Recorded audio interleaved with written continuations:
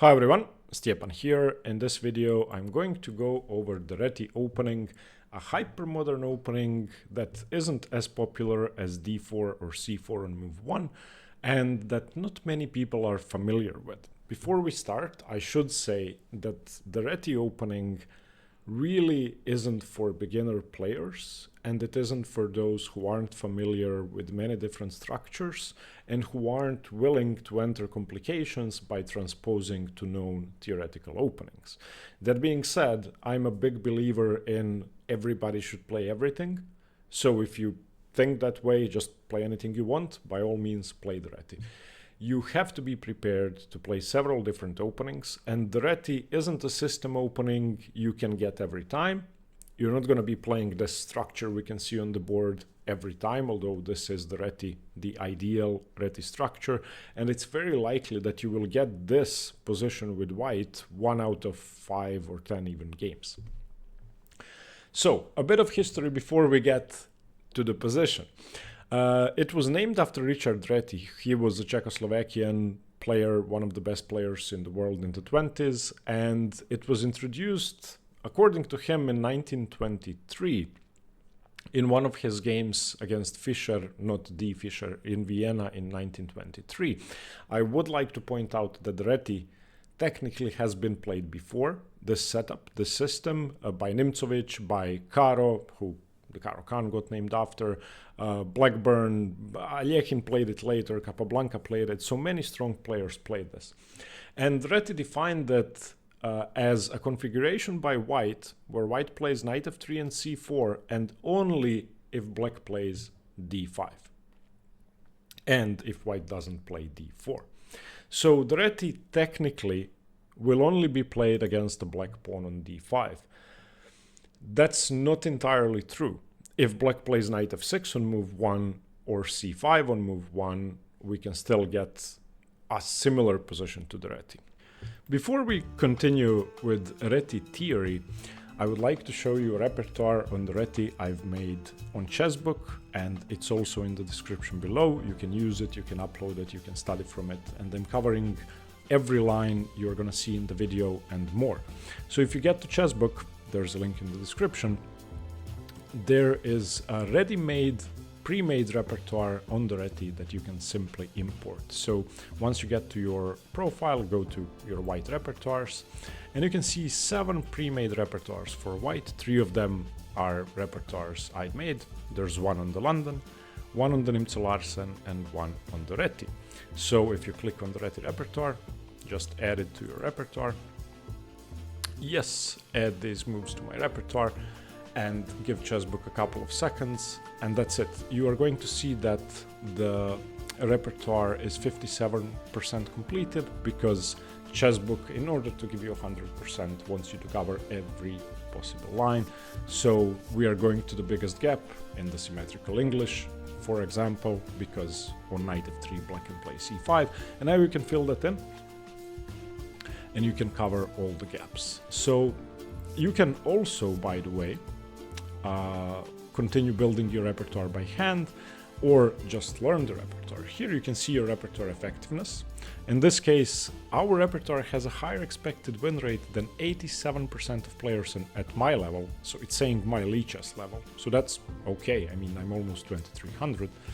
And the soundness is 50%. Now I have chosen mostly sound lines, but some of them are weird, as you're going to see. And then, of course, you can learn your repertoire. For black repertoires, I have made 2 of them. 1 on e4, e5, and 1 on the Queen's Gambit declined. So basically, almost anything you could play with black against e4 and e5.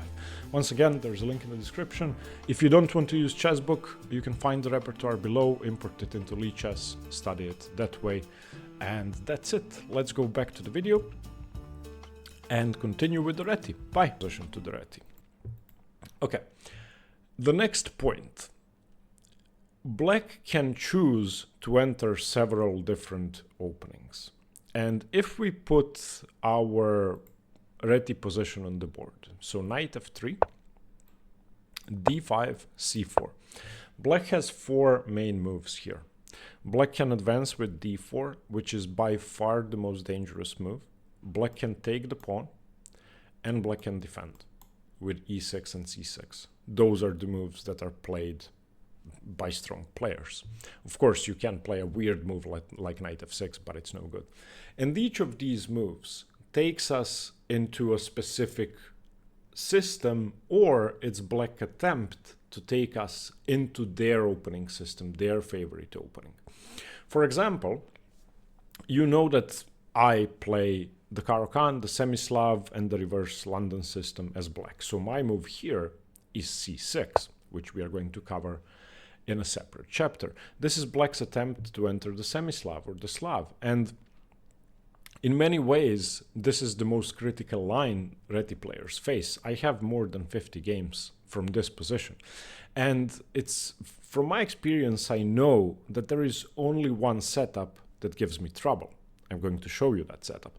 If black plays a normal move like g3 or knight c3, then, white, then black is in time to get the bishop outside of the pawn chain, play e6, and just, there is no punishment for allowing this bishop outside of the pawn chain. So I'm going to show you what Réti players should do to enter a bad version of the Catalan or the bad version of the Semi-Slav for black. Other than c6, the three other moves also aim to enter a very specific opening. e6 is one of the most common moves, and e6 is going to be the Queen's Gambit declined if you play d4, of course. I should say that Réti players should never play d4 because then it's no longer a Réti. Most likely this is going to be the Agincourt English or the Neo-Catalan or the Catalan. For example, if you go g3 here, black will most likely play knight f6. Now again, you can go into the Queen's Gambit with d4, but let's say bishop to g2. Sorry, my mouse is kind of messy. Bishop to g2, and now bishop e7 will resemble a closed Catalan. Taking will resemble an open Catalan, of course, if you play d4. If black plays d4, it's going to be a Benko or a Benoni, depending on what white does next. So e6 becomes several different openings. If white plays d4, this is the most critical line, then we are going into a Benko or a Benoni in reverse. If you are familiar with the Benoni for black, let me put that on the board. So d4, excuse my mouse, d4, knight f6, c4, c5, d5, and the Benoni starts with either e6 or g6, and the Benko starts with b5. White is going to be playing that exact same structure, that exact same position, but with colors reversed. And you can see in this position that if white plays b4, which is the most common move, it's going to resemble a Benko. If white plays g3, for example, we're going into a Benoni structure.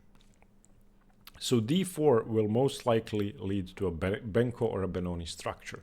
And d4 is a battleground between the top players.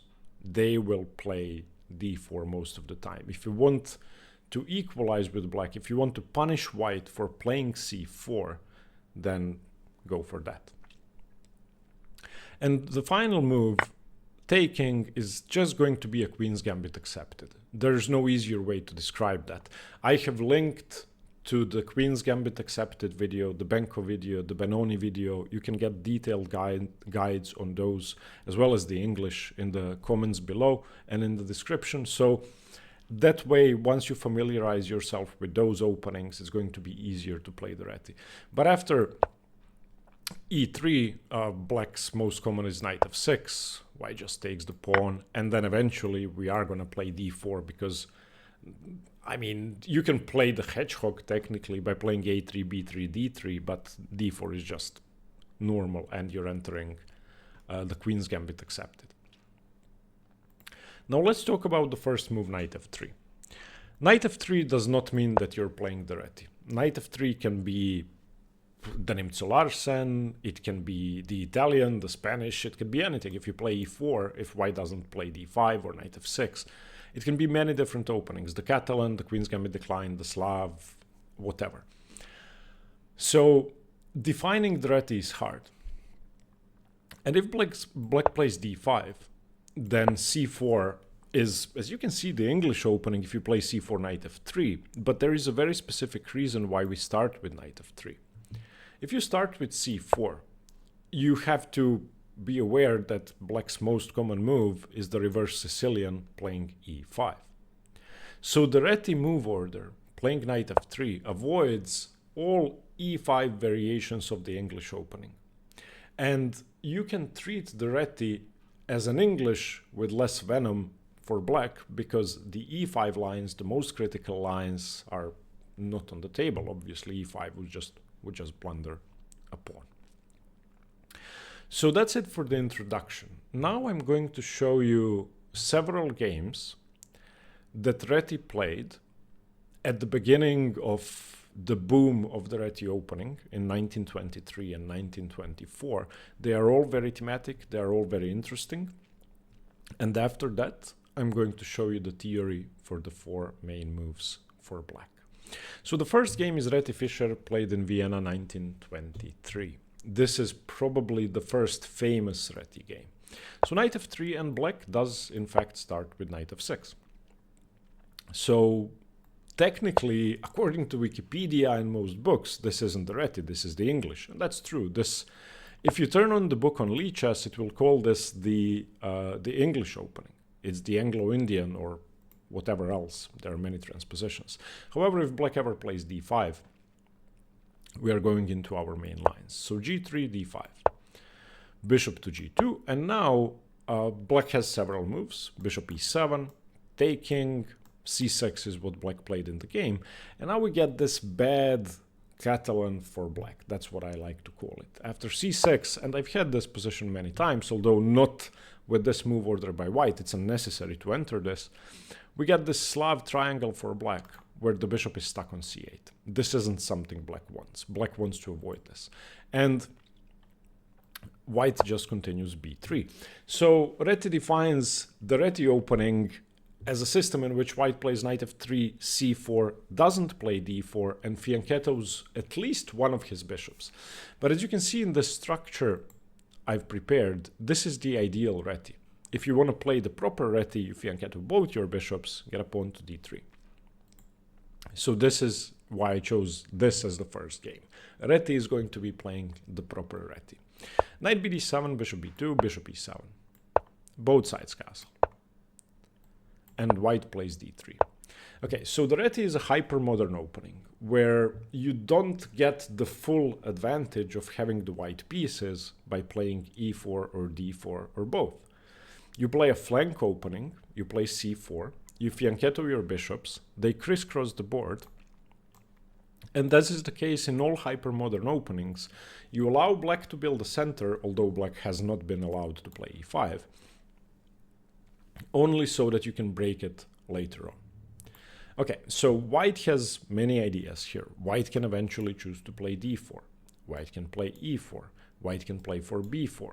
White can play for a kingside attack. The Réti is a flexible hypermodern opening, and depending on what black does, you have many different pawn breaks, many places to advance on the board, and your structure is very fluid. Okay, black starts solving the problem of the bishop, so b6. And this is okay. Knight bd2, the knight can also go to c3, depending on what you're trying to achieve, but one of the main goals is to support e4.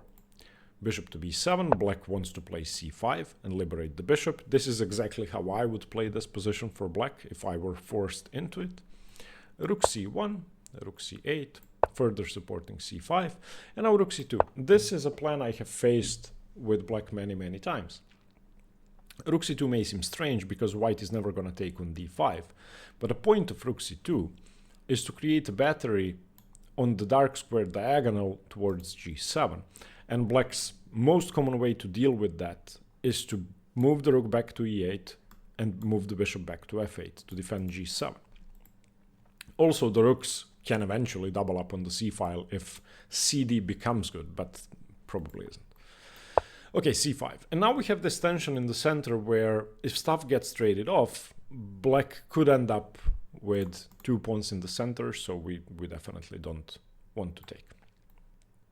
Queen a1. You move the knight somewhere other than e8 and h5, and g7 falls. so bishop d6. Black would like to play e5. Black would like to play rook e8 and e5 and grab some space in the center. This is very, very common. So in this position, c takes d was played. C takes d is not the most precise move, but it was actually a very big threat. Let's just give white a random move. Rook e8. Now you're going to have to play knight e5 to prevent e5. This is no longer pleasant. Also, black could have gone d4 in this position and then e5, e4, and the bishop is wide open. There could be some tricks with knight discoveries on the bishop because it's hanging, but we have blocked this diagonal. So I think that cd is extremely understandable considering that, you know, you don't want to allow d4, e5. ed5, of course.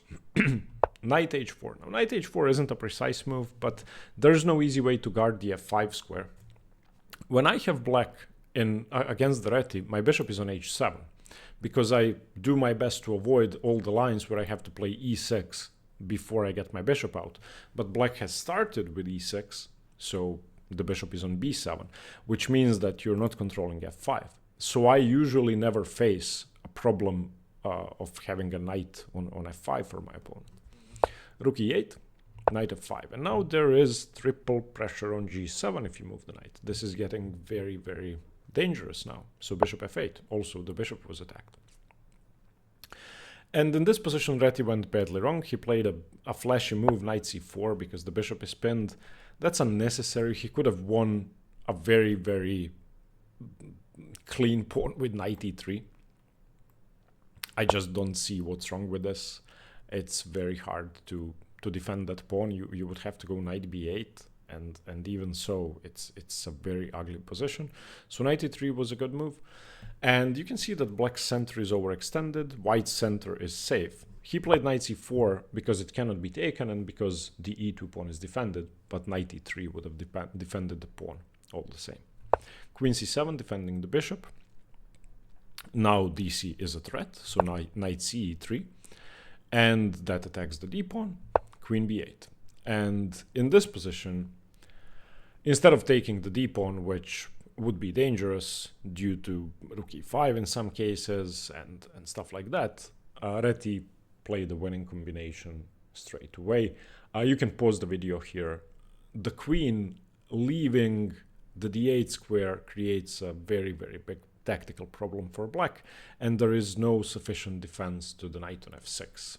So takes, and knight h6 check is a very simple combination that doesn't technically win material, but yeah, you can see that black's king is busted and that black is in trouble. Black played d4, exchange on b7, knight f5, and this is an overwhelming advantage for white.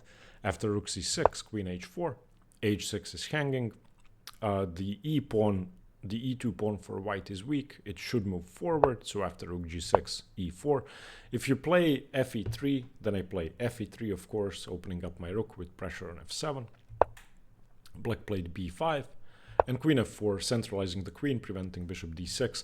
It was also interesting to play rook fc1, because an exchange sack on c5 is very, very strong. For example, a random move takes. And now I'm threatening knight d4.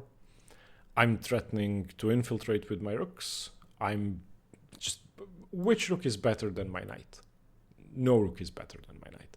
And I'm also threatening queen f4, rook c7, and queen f4, knight d6, and knight h6. It's overwhelming. But queen f4 is fine. Queen f4, rook a1. Again, he should have gone rook c1. Okay, he plays for a4. Breaks through on the queen side. He doesn't take on c5 until now, which is fine. And this is a final tactical trick where you play queen g4, and after king h8, you can now take the rook on c5 because the bishop is overworked. If it takes on c5, you checkmate your opponent. So rook b4, rook d5, queen h4 threatening rook d8, so queen c1 check, king g2, rook b1 threatening mate, but rook d8, sorry, not threatening mate, threatening a check, rook d8, and the game is over. Queen f1, king f3, queen d3 check, king f4, queen d2, and king g4 check, and the checks are running out. If you check me again, I go f3, and you're going to lose on the next move. If you go king g8, there is knight h6 check. So that's the first game. I wanted to show you the start of the Réti, sort of. The next few games are against the best players in the world. So I'm going to show you a game in which Réti beat Rubinstein, Tartakower, and Capablanca. So Rubinstein and Capablanca were by far the best players in the world, in my opinion. Everybody agrees that Capablanca was the best player in the world, but Rubinstein was close second, in my opinion, even better than Capablanca. And in the game that Réti beat Capablanca, that was Capablanca's first loss in 8 years. Okay. Réti Rubinstein. Knight f3, d5. Okay, g3. Doesn't start with c4, but he will play c4 very quickly.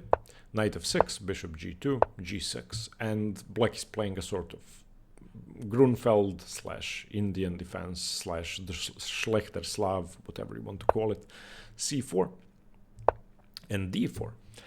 And now we get this critical move where we are going to be entering a fianchetto Benoni in reverse. So in the Benoni, of course, white can choose to play g3 as well, which is what black is doing here with different colors. So d3. d3 is not the most common. You can go b4, you can go e3, you can castle, but it's fine. And now b4. Playing it like a Benko gambit.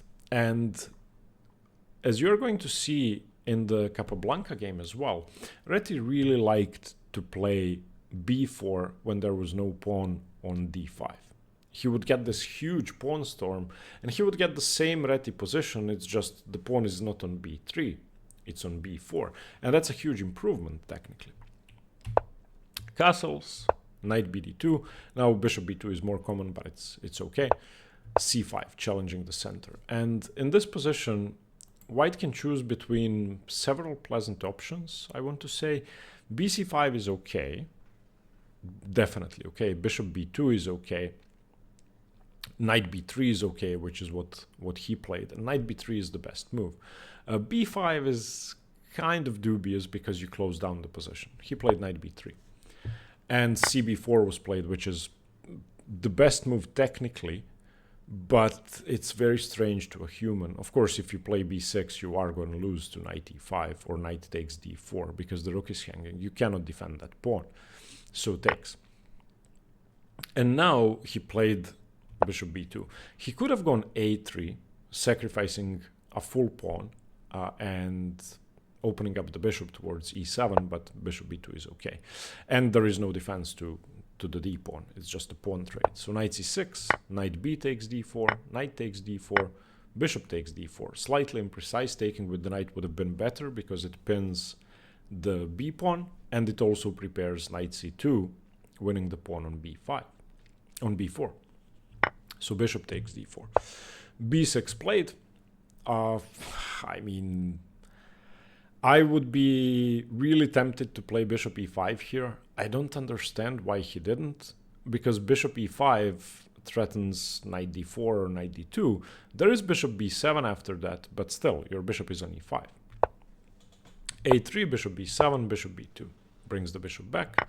b8, rook a3, queen c7. And now, this is such a clean move. I was really impressed by this. So, if you want, you can pause the video here. It's no winning combination that, you know, is flashy, checkmate and all of that, but you simply overwhelm your opponent with a very clean move. The move is queen a1. This does two things. Pins the knight to f6, e8 or h5 because the bishop is hanging. Double attacks the a7 pawn. And you don't have a good way to defend it. In fact, in this position, Capablanca played knight e8. So if you play, let's say you play queen b8, then I just go bishop e5 and take the pawn anyway. I mean, yeah, that's it. You can go knight h5 attacking my queen, but it's kind of a desperado move. If you play a5, for example, then how do you defend your b6 pawn? I go bishop e5, I castle, I start putting pressure on the pawn, you can never play b5, and the same goes for a6. After a6, just bishop e5. And I start chasing your queen away, I don't know, let's say queen d7, and what if I do go bishop d4? You can move your knight away, you can trade bishops, but then I'm going to castle and bring my rook to b1. So after queen a1, Capablanca just played knight e8. Bishop takes g7, knight takes g7, and he doesn't take the pawn, he castles. Very, very precise play. If you take the pawn, your rook is hanging, for now, to bishop f3. And after bishop f3, if you take on d7, then it's the end of the game, because you're losing too much material. So it's not hanging for now.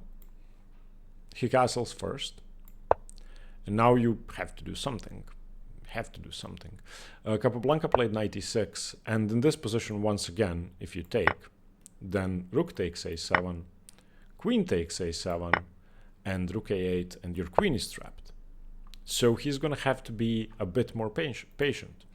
So now he plays rook b1. Bishop c6, now the pawn is defended. d4 claims the center, and you can see that in the Réti, you have this pawn on d3, you have the pawn on c4, but when the time comes, you start advancing. Sorry, I keep saying Capablanca, Rubinstein. Rubinstein was playing black. Excuse me. Rook d1, a5, a very big weakness, but it gets rid of the weakness on a7, exchanges it for a weakness on b5. Honestly, I don't know what's worse. Réti played d5, knight c5, and he has given away the c5 square in exchange for b5 and c6. So the knight now comes to d4, and after the bishop trade, rook fd8 was played. Now he has a very pleasant choice. He can go h4, h5, he can go knight b5, he can go knight c6, he can go rook e3, he can go rook f3. It's such a good position for white. He went knight c6 first, which is okay. Rook d6, rook e3. Rook e8 defending the pawn, queen e5. And white's advantage is substantial here. f6, you never really want to play f6 in this position, because there is the option to go knight d4 and knight e6. If you leave the knight on e6, that's awful. Probably just queen c1, queen h6 with a mate threat on g7 would be enough. If you take the knight on e6, then I have constant pressure against the e7 pawn and the b6 pawn, unless you can trade the rook as well. But e5 now by Rubinstein, giving Réti a protected passed pawn on d5. And of course, f5 is never happening because the pawn on e5 is attacked 3 times. So just queen b5, king f7, rook b1, pressure on b6, knight d7, you have to defend, and the simple move f3. You're preventing e4. Rook c8, rook d3, wants to play e4. If e4 happens, then our advantage will be pretty significant. That being said, you don't have to do it. You can wait with moves like rook a3, but that was the idea. So Rubinstein plays e4 himself. And in this position, Réti played the human move fe. It was more precise to play rook e3, threatening to take with the rook and infiltrate on e7, but okay. Fe, knight e5. Probably the losing blunder. I mean, why would you give away the b6 pawn? So queen takes b6, knight takes c6, and now simply c5, and you have 2 pieces attacked. That's it. This is, according to the engine, +7. It's just awful. Everything works for white, and of course the rook and pawn endgame is busted. Rook c6, rook b7 check, king e8, d4, and Rubinstein resigned a couple of moves later. So a very, very clean game. It doesn't seem that Réti has done anything special in the Fischer game or in the Rubinstein game. He just played normal moves, and when he was given something, he used it. He just crushed Rubinstein. Crushed him. Okay, Tartakower. Knight f3, Tartakower plays f5. Now let's see what happens if black tries to play the Dutch. b3 was played straight away, although you could go g3 or d3 or c4, it's all fine. You can also go, of course, e4 or d4, but depends on what you're trying to play. So this game starts like an Imzo Larsen against the Dutch. Bishop to b2, g6 plays the Leningrad, g3, bishop g7, bishop g2, and castles. Black castles and white castles, and now c5. c5 is not the most common move, d6 is, but c5 is perfectly fine, c4, and now we have the Réti structure. Now, white doesn't necessarily have to play d3. In this game, white ended up playing d4, but for a very specific reason. The Dutch with c5 and f5 is extremely risky for black. The engine says it's fine, white is just slightly better. But if d4 happens, then white's center starts moving forward, and this diagonal becomes a liability, because if I go d4 and you take, I can get my pieces to the light squares. So knight c6 by black, knight c3, e6, d4. Good. Now you shouldn't take as black, probably. If cd4, knight d4, you probably have to play d5 there, and why is your pawn on f5? So knight e4 by Tartakower. Again, Tartakower, one of the strongest players in the world. Here Réti went a bit wrong. He should have gone e3, just defending the center. Of course, you don't want to take on e4, allowing your knight to be misplaced and losing the d-pawn. So he should have gone e3. He went knight a4 instead, trying to tempt black into taking on d4.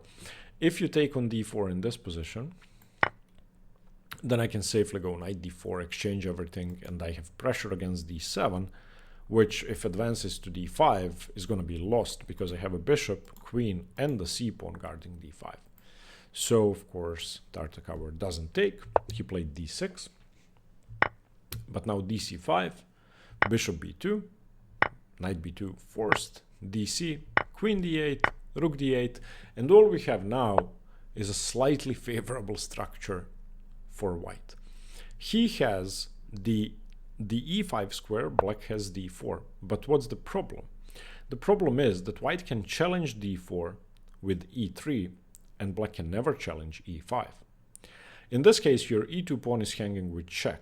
Therefore, the loose rook on d8 isn't really hanging, so you have to stop the check and also conveniently defend the pawn, so he played king f1. Now, there is a big threat on the board. If you move the knight, I take the rook on d8. If you don't do anything, your knight is almost trapped. It only has the c6 square. So, in this position after king f8, white played knight a4, which is bad. He could have won the game pretty simply with knight e5. This is, the engine says over, and from a human perspective it's over. Why? Because there are no sensible moves. What do you do here? If you go knight c6, I take on e4. So knight c6, bc6, rook d8, just over. Sorry, you have to throw in rook d1. So let's say the engine says king e7 is the best move, so let's look at that. e3, knight c6 forced, takes, I take on d8, bring your king further back, I take on e4, and black just resigns. Why? Because I'm playing knight d1, knight c3, and either taking on e4 or taking on c5. And there is nothing your bishop can do about it. You can play e5 and bishop f5 to defend the pawn on e4, but then I'm just going to take the pawn on c5. And another one of your pawns is on a dark square, the pawn on e5. I'm going to win that later. This is over. This is, yeah. Instead of that, after knight d4, king f1, king f8, Réti played knight a4. It's still a pleasant advantage, but it's not as winning. I should point out that you should never take the knight on d4, giving white the opportunity to play cd and e5 later and advance the pawns. Knight a4, b6. e3 chases the knight away, knight c6 forced, takes, and now knight g5. Fine. Your knight cannot move because the rook is hanging, so you have to play bishop b7, defending, and now a mass exchange once again. And now we have, of course, a much better endgame for white, in which white will be the first one to get to the d file. White is going to win the e4 pawn, but the knight on d8 is better than that stupid bishop, so it's going to be, there's going to be a chance for black to survive. Not a big chance, but a chance. So knight c3 here. Instead of taking the pawn immediately, of course, he plays rook d1 to claim the file. Knight e4 now, h6, f4, and on a high level, this is hopeless. On our level, of course, you can mess up, but still. Rook d2 defends the pawn, rook d8, an exchange, and knight c3 defends the pawn. Without the rooks on the board, it is hopeless.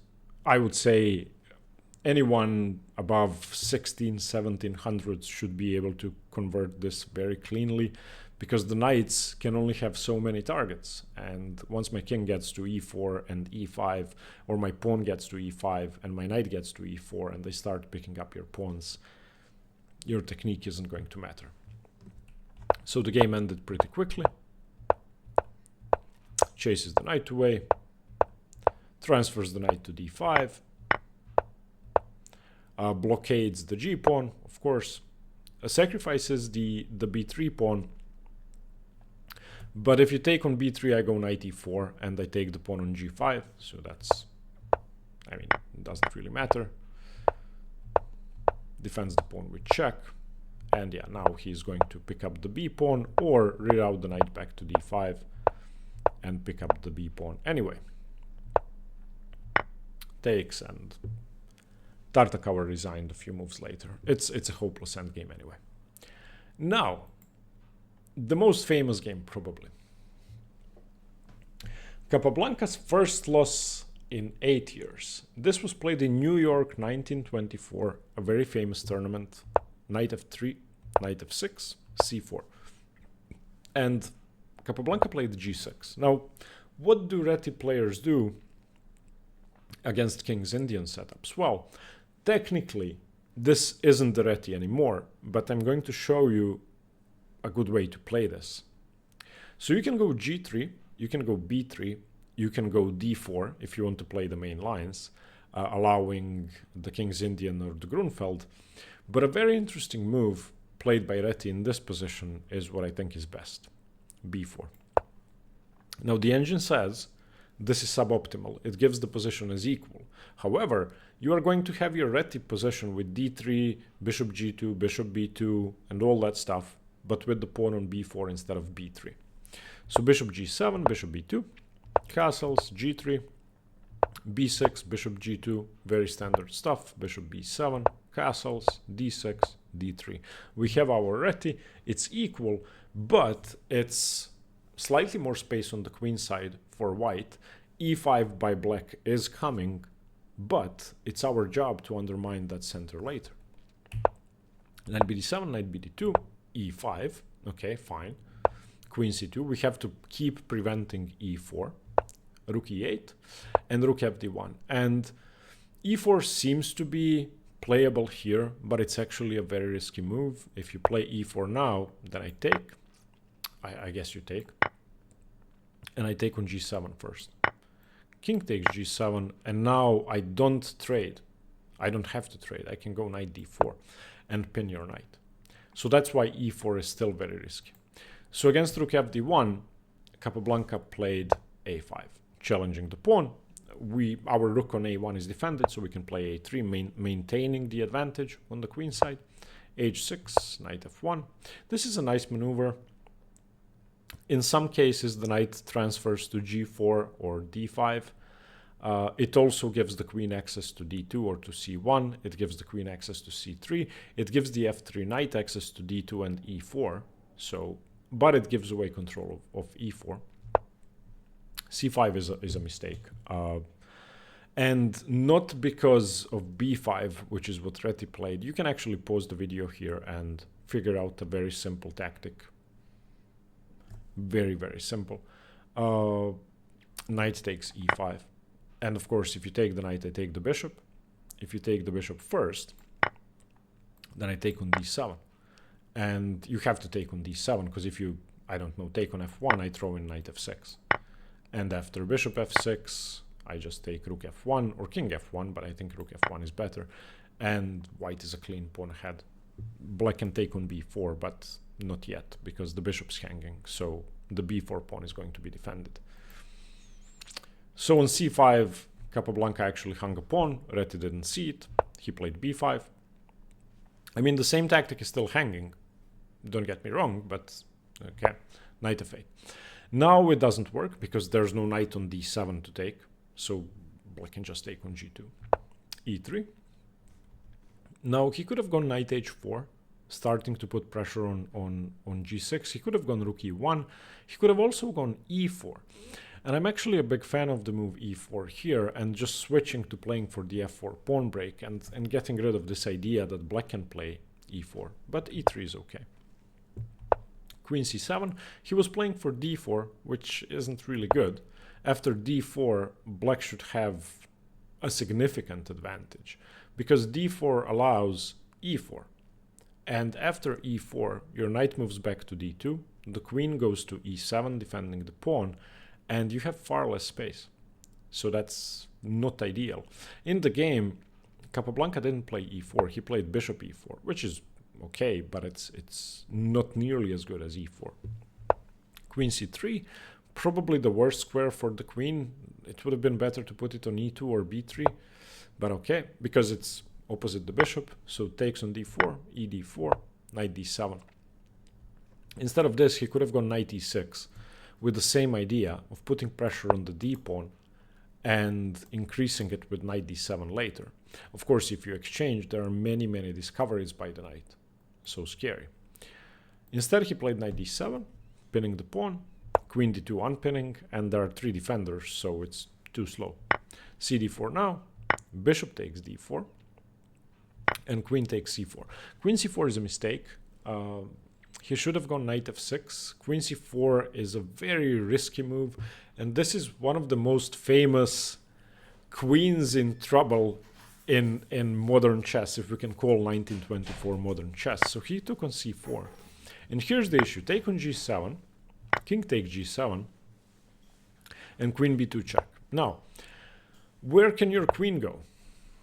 I'm going to take on d6, which he did immediately. He could have gone knight d2 as well, just attacking the queen and bishop. But after rook d6, queen c5 was played. He played rook a d1.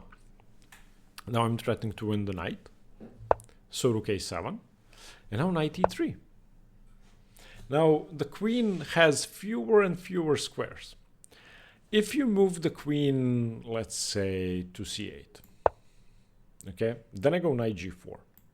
And you're not going to be able to defend f6 and h6 and the knight. So let's say black plays a random stupid move. I take on h6 and it's mate in 5. Takes, I don't know, king h7, knight g5 check, and you have to take on h6. I go knight f7 check. I don't even know what the best move is here. King h7, queen h8 mate, so let's go king h5, and now I can go queen e2 mate. And that's it. So black doesn't have time for random moves. So there is no time to move the queen back. You have to react immediately. You have to defend the h6 pawn. The best move, according to the engine, is h5 or king h7. He played queen h5. And this was not played in the game. But Réti had a very nice opportunity to embarrass the queen. Rook d5. And you have to take, so rook d5, and g5, the only move that, you know, doesn't lose the queen. And now knight h4. And the queen doesn't have a single square.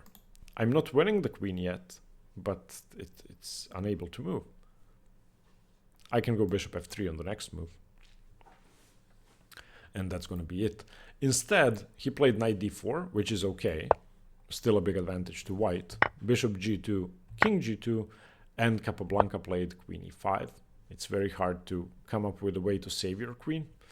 But now knight c4, queen c5, and knight c6. Look at the queen.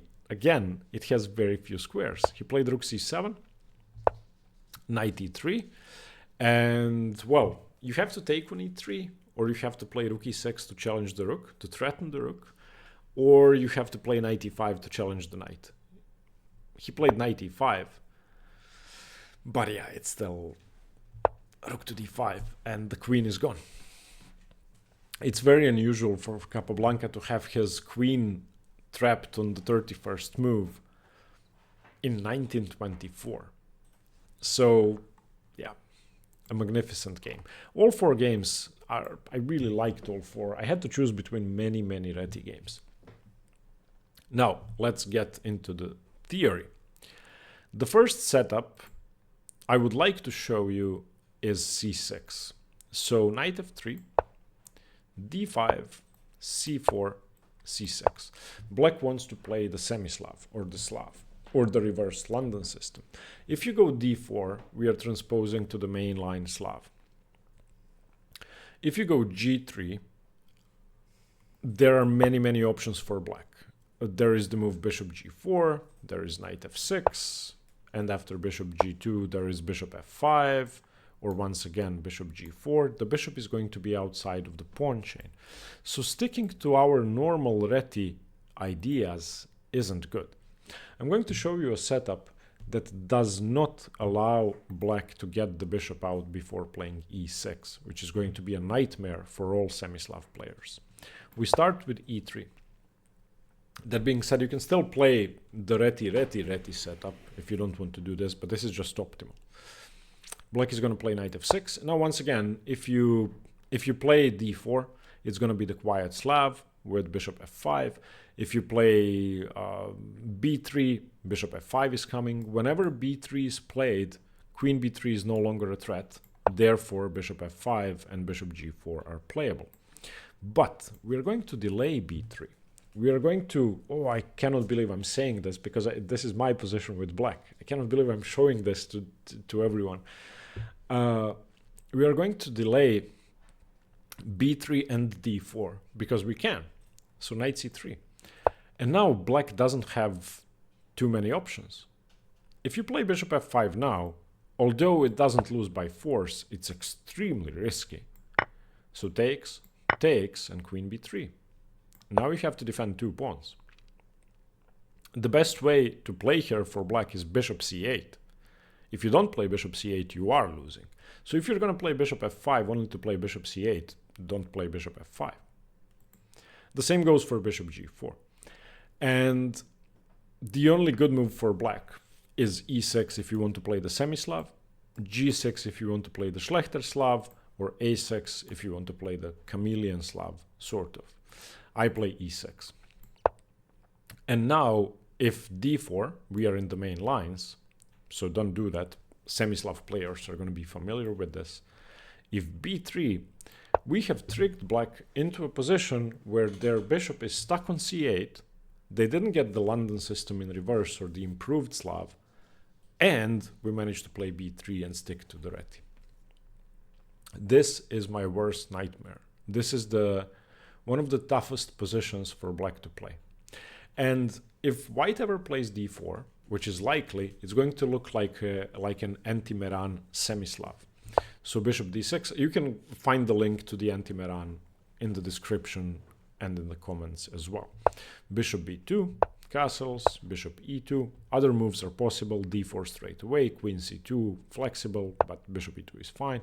Knight bd7, queen c2, rook e8. Black has to liberate the bishop with either b6 or e5 or both. Castles, b6, trying to play bishop b7. This should remind you of one of the games we looked at. And now d4. And this is a pretty normal anti-Meran semi-Slav where black is playing for e5 and c5, white is playing for e4, and probably is going to end up having 2 pawns in the center on c4 and d4, and white should always have a slight advantage. So against c6, when you play the Réti, I would advise you to go for the setup I just showed you. Start with e3, then go knight c3, and then after that, once black shuts down the diagonal for the bishop, go b3. All right. The next position we are going to be looking at is the critical position. Knight f3, d5, c4, d4.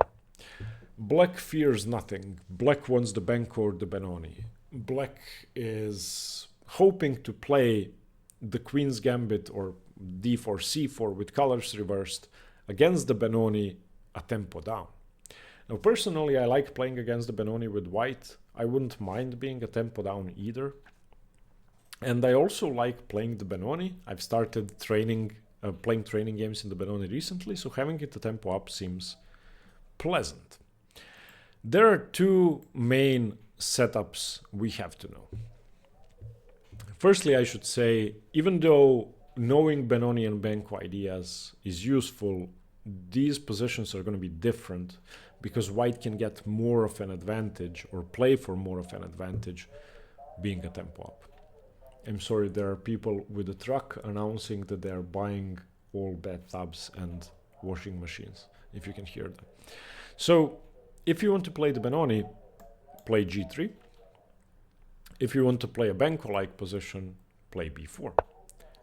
It's as simple as that. If you play the Benko with black, the Réti, or if you play the Benoni, the Réti is a great opening for you because it's going to be very similar, just with colors reversed. Let's look at b4 first. Against b4, black has several ideas. One of them is f6, e5. The other one is c5, challenging the center. And the last one is getting the bishop out and trying to move the e-pawn and playing for a5. That's a weird idea. I'm not really a big fan of bishop g4. Let's look at c5 first. c5 challenges the b-pawn, and we really don't have to react to this because black is never going to take undefending the d-pawn since the e5 square isn't defended yet. So we go e3, making sure that the pawn isn't hanging. Now if c takes b4, we just play e takes d4, and why did black trade the flank pawn for a central pawn? So e3, knight f6. And in a normal Benko, black doesn't have time to play the move I'm about to show you. Now, this doesn't have to be played. You can play bishop to b2, you can take on d4, which is also fine. You can play bc5. You can also get away with queen a4 check. But the best move to play for an advantage is b5. Now, why are we doing this? We're doing this to claim space on the queen side and put pressure on the c5 pawn later on. There are ways to get this knight to b3, which will attack d4 and c5. Now, that's not the only thing you can do, but it's one of the plans. Okay, so queen c7, for example, g3, e5 as expected, d3, we have to play against having a pawn on e4 for black, bishop d6, fine, bishop g2, castles, a4 probably, a6, and we can simply castle here, or we can do something else. We can play knight a3 to make sure we can recapture with the a-pawn. Black is always going to be equal or slightly better according to the engine. If you turn on the engine here, it says 0, 0, 0, 0 with castles and knight a3 and knight bd2. Why is that? Well, black has the space advantage with the pawn on d4. These positions are going to be extremely tactical and very rich, and it's going to be easy to go wrong. Of course, white should at some point consider taking on d4. And if black takes with the c-pawn, we get a weird standard sort of looking Benoni where white is going to be playing for e4. And if white plays ed4, then it's going to be a simpler position with one open file. In both cases, this bishop is going to be great. So allowing d4 with the Réti, it means that you're giving up your opening advantage. If you're not ready to do that, don't do it. If you've seen the Benoni in reverse game in the World Championship between Gukesh and Ding, you will know what I'm talking about. I think it's best to play b4 nevertheless. Playing g3 and going for a Benoni is slightly more passive. Now, before we get to g3, let's look at f6 first. So f6, a very straightforward approach by black. There is a game between Aronian and Caruana, I think, from 2016 in this position. e3, challenging the d-pawn, and e5 defending the d-pawn. So black's idea is f6, e5, and just, you know, defend the d-pawn. c5, black didn't play c5, so why would we allow them to play it? a5, undermining the pawn, and of course we cannot play a3 because the rook is hanging. We also don't want to play b5 because the c5 pawn is hanging, so queen a4. Bishop d7 and b5 now. Now, in this position, taking on c5 is fine, but it's pretty scary because we can now go bishop c4, and after something like knight e7, e takes d4, e takes d4, and bishop a3. And black is never going to castle. That's a big problem. The engine says equal. It's a pawn for a misplaced king, but I don't think anybody would take black here. In fact, if you don't play bishop a3, which is the only move to stay equal, you're going to be worse straight away. So I think f6 is a pretty risky approach by black, and we as Réti players should not fear that. g3, playing a Benoni. Now black plays knight c6 or black plays c5. There are two main moves. Knight c6 is, well, if you play d4, c4 as white against the Benoni, you will know that knight c6 is a weird move, but it's just a way to defend the pawn and develop quickly. Bishop g2, e5. The key idea behind knight c6 is playing e5 quickly without having to play f6. And now we go d3.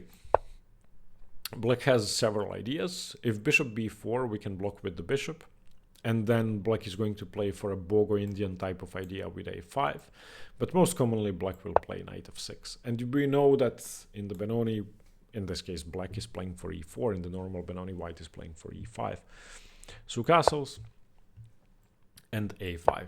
b4 has not been played. Again, if you know the Benoni, you will know that as soon as black plays a6, or in this case, if white played a3, the normal response would be a4 by white, or in this case, a5 by black. And this is white's main pawn break. This is black's main pawn break. So white is going to do everything possible to play b4. e3 first, we want to exchange here. Of course, normal Benoni stuff. Bishop e7, takes, and knight a3. One of the most common ways to support b4 is to play knight c2. When black plays it, it's knight c7. But in this case, the knight is going to b5 because it's more active. That being said, on something like castles, we can also play knight c2, followed by a3 and b4. And if white ever plays a4, then we switch to rook b1 and play for b4 and take en passant the normal Benoni stuff. However, in this position, white usually plays knight b5 for a lot of activity and pressure on d4. Okay, so a normal Benoni structure, a tempo up, and I think with a pleasant equality in a position that's easier to play for white. That's my opinion. However, if you know the Benoni, white will play against the Benoni knight d2 and knight c4 to put pressure on the d6 pawn. The d6 pawn is the reason the Benoni is risky for black. In this case, the pawn is on d3. That's why black knight played knight d7. The knight is coming to c5, and we don't have b4 yet. So we're going to have to babysit the d3 pawn for the rest of the game. If you lose the pawn, you likely lose the game. Okay, so knight c6 is fine for black, but I think the critical move is c5 and playing knight c6 with a pawn on c5. Okay, so bishop g2, knight c6 now, castles, e5, and this is a very, very, very standard modern Benoni. White is literally just a tempo up. Knight f6, e3, we want to take on d4, bishop e7, e takes d4. And of course, c takes d4 is the normal move, the normal Benoni move, but it's actually more likely to play e d4 because it's slightly less risky. So these positions are going to be boring, let's say. Well, not boring, but slightly boring. And these are going to be normal wild Benonis. In this case, we can actually get away with b4, which is why almost nobody plays cd. If we go b4, this pawn cannot be taken. This is a such a well-known tactic in the Benoni. If knight b4, then knight e5, of course. And if bishop b4, this is actually a position I've analyzed with one of my students a few weeks back. We play knight takes e5. And if knight e5, then queen a4. And once the knight comes back to c6 to defend the bishop that's hanging, we take on c6 and win the game. So knight takes e5, queen a4, knight c6, bishop c6, and black is busted.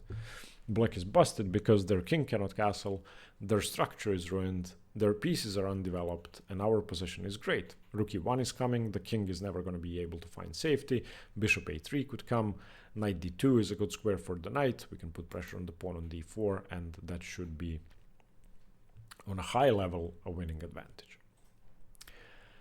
Und jetzt, let's look at the most boring move. Now this you're almost never going to be facing, except against players who accept the Queen's Gambit. And unfortunately, we have no good way of avoiding the Queen's Gambit accepted.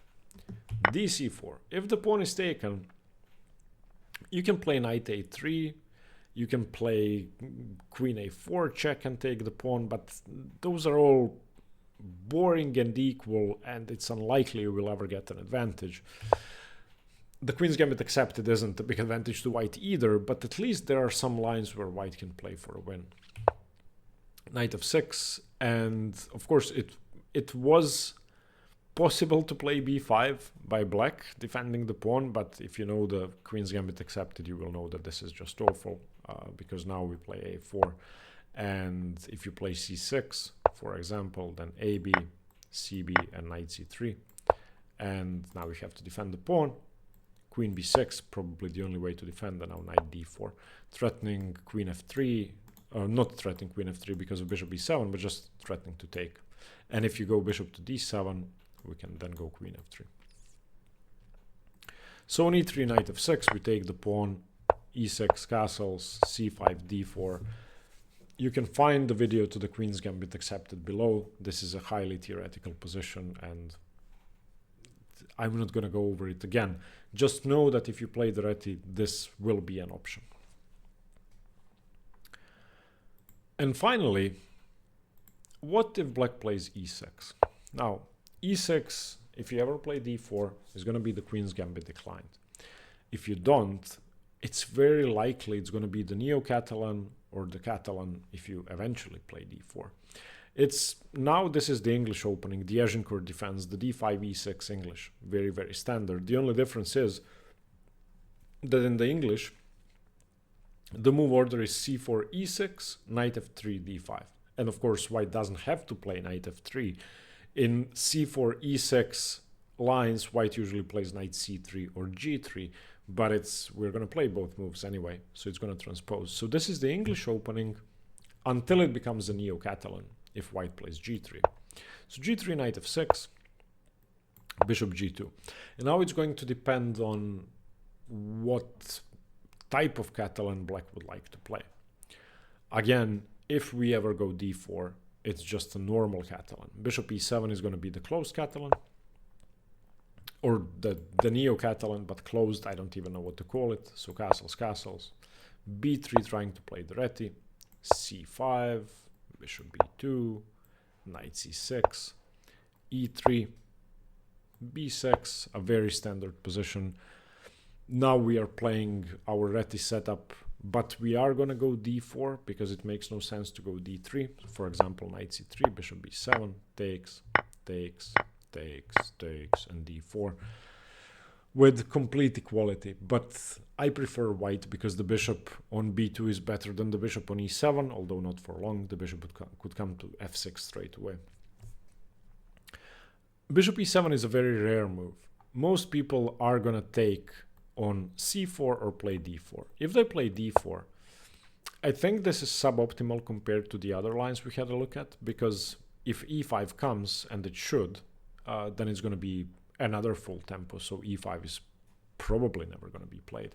So after castles, c5, e3, we now have a Benoni where black has a pawn on e6, which is no good. So most likely people are going to take on c4. Now you can choose to take that pawn straight away. You can play queen a4 check, pick up the pawn, that's fine. Or you can play a Neo-Catalan or a Catalan, names are confusing, with castles where black has numerous moves. Knight bd7, bishop e7, c5, c6, knight c6, a6, which is the most common move, queen c2 trying to pick up the pawn, b5 saves the pawn, knight e5 threatens the rook, knight d5 saves the rook. This is a known pawn sack line for white where we are playing in Catalan style without the pawn on d4. But it's something you are going to have to do. As you can see on the screen, there are some openings we simply cannot avoid. We are going to get the Réti structure probably 1 out of 5, 1 out of 10 games, as I mentioned at the beginning of the video. Most of the time, you're going to be playing the improved setup against the Semi-Slav, you're going to be playing the English, the Neo-Catalan, you're going to be playing the Benko or the Benoni, or you're going to be playing the Queen's Gambit accepted. Because okay, now let's have a look at what happens if they don't play d5 at all. So we are going to cover all the other sensible moves black could play. So let's start with 1c5. If we go knight f3, excuse me, let me just turn on the volume, and black plays c5, then we have to deal with the fact that we're not playing the Réti. We are going to play the symmetrical English. And again, all the videos relevant to Réti transpositions and similar systems are listed below. So we go c4, or we don't go c4, we can play something else. But if we do go c4 for the same setup, then it's just a symmetrical English, and there is books and books and books of theory on this, and I have covered it in a separate video, so I'm not going to do it again. That being said, against c5, there is no need to go c4. If you want to play something else, you can play g3, you can play e4, you can play b3, you can play e3, you can play c3. There are tons of moves you can play. Okay, against the Dutch, as you could have seen in one of the games we looked at, we can go for the Réti, but the lines are slightly different. So c4, knight f6, let's say, this is just the most common. In most Dutch lines against the knight f3 move order, people are going to play g6, the Leningrad setup, and after bishop g2, bishop g7, both sides castle, we go knight c3 or d3. We are going to be playing a regular setup, except that when time comes to play our b pawn up the board, we don't have to go b3, we can go b4.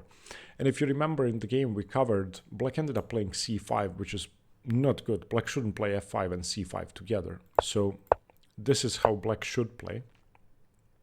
And now we delay b3, bishop b2, we don't play it. We go rook b1 and b4. Again, c5 is really no good. If a5, we can go a3 and slowly prepare b4 nevertheless. So play this like you would play in English. Now the most common first move for black other than d5 is knight f6, and this is in a sense very problematic for a Réti player because you could end up playing 25 different openings literally. But what I like doing is what Réti did. Against g6 we go b4, and you could see that in the Réti game we covered. Against c5 we are playing asymmetrical English, unfortunately. Against e6 we are transposing to the lines with 2 e6 that we have covered. Against b6 we can play the Réti, and I prefer starting with g3 to challenge black's fianchetto with bishop. Against c6 we are going to be transposing to the lines with 2 c6 that we have covered. And against d6, if black tries to play an old Indian or a king's Indian slightly delayed, then my suggestion to you is to play d4. I'm going to be honest and say that there is no better move than d4. Just go and play the main lines.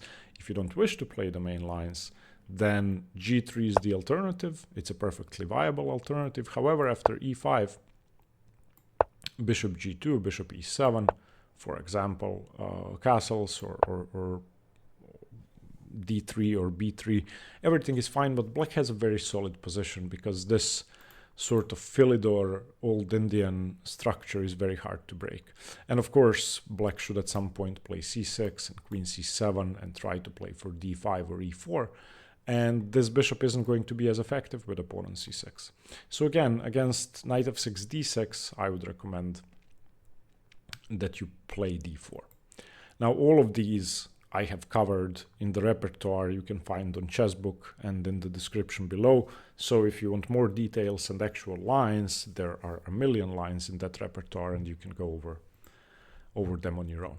G6, well, we are going to treat this the same way we would treat the King's Indian, although after c4, if knight f6, of course, we can continue with our own stuff, b4.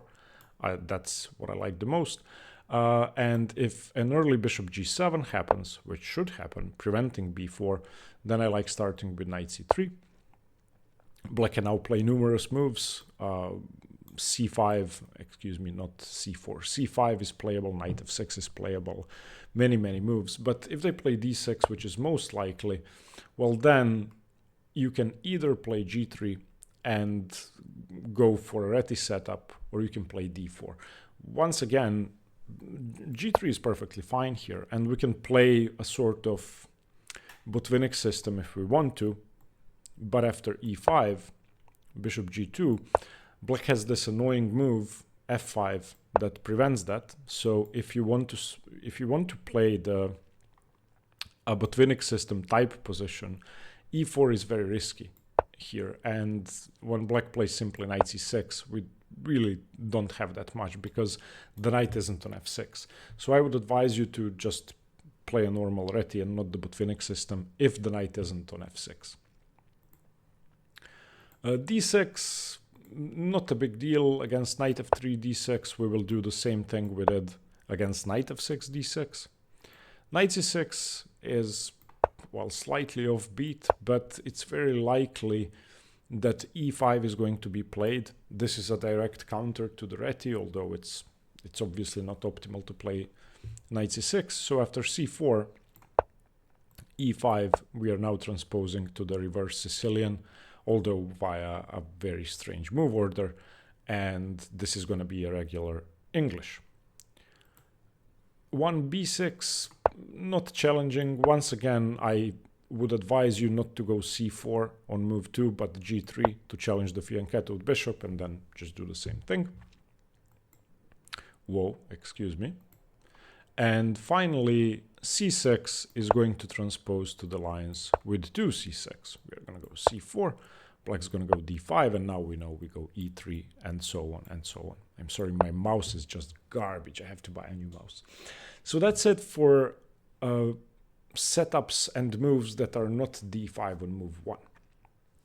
So remember, the Réti is actually only if black plays d5, and it's good if black plays d5. If black doesn't play d5 and you go for the same setup, you are risking an equal or even slightly worse position, because when black doesn't challenge the center with d5, it makes a lot more sense to go d4, c4 and claim the center. So all the main lines in the King's Indian, Grunfeld, Nimzo Indian, Queen's Indian, Catalan are going to be better according to the engine. That being said, on our level, in fact on anything below Grandmaster level, losing 0.2 or 0.3 makes no difference. So if you're comfortable with the Réti, by all means play the Réti, and I have given you the best possible lines to stay within the Réti territory without giving away too much in the repertoire you can use and upload. So thank you very much for watching. I hope you got something from the video. Let me know what you think, and stay tuned for more chess. Bye bye.